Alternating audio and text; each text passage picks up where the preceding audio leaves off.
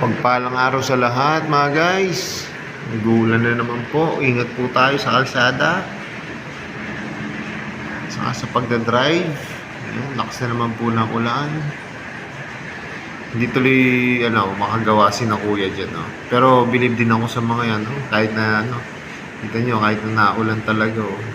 Hintay lang nilang tumila yung ulan. Tapos ayan, para makapagsimula ulit sila ng paggawa nila. Kaya yun nga, lagi tayong papasalamat sa araw-araw sa biyaya ng Diyos na kung akala natin mahirap tayo sa ginagawa natin, paano pa kaya yung iba nakagaya po nila. Salamat po Panginoon. Thank you po.